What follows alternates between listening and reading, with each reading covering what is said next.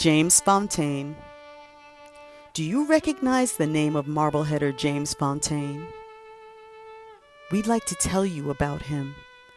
But first, some context.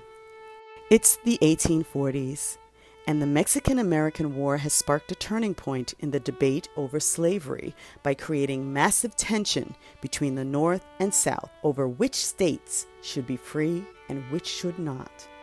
Frederick Douglass is living in Lynn and has just published his autobiography as the abolition movement is gaining strength in the United States. Racial tensions have been growing up and down the East Coast. Although several staunch voices passionately made their case in town in favor of abolition, Marblehead, by and large, sided with Jacksonian Democrats who did not focus on ending slavery. Shoes from Marblehead and cotton cloth produced in Essex County were marketed to white plantation owners for use by enslaved people, tying economics to the politics of the day. James Fountaine was born a free person of color in Winchester City, Virginia, so not enslaved as most people of color were. He moved first to Ithaca, New York, and then to Marblehead.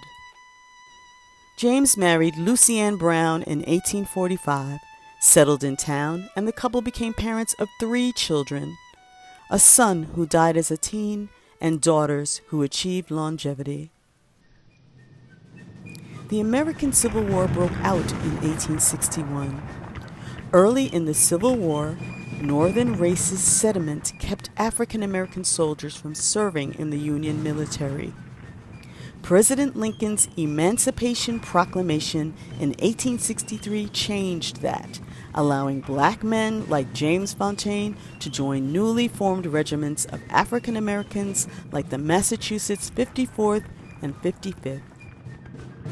Black soldiers faced pay discrimination, making only $10 per month, while their white counterparts made $13. This caused protests. Many black soldiers refused their lower pay as a demand for equality. Some white officers also refused their pay until the black soldiers were paid equally. Finally, in June 1864, the U.S. Congress passed a bill to approve equal pay among all. After the war, James Fountaine became a prominent barber and received a military pension. He had a shop in the old Lyceum on Washington Street.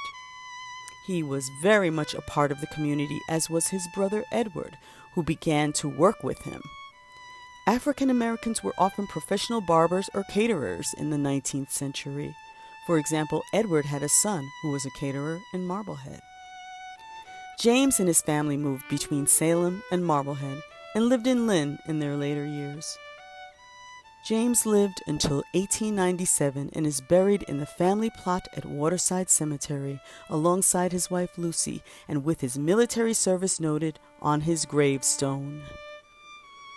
In this post-Civil War period, James Fountaine and others had established lives and flourishing careers on the North Shore. This was a moment of relative success for people of color in Marblehead before the tide turned once again. Another moment in the history of early African Americans in Marblehead.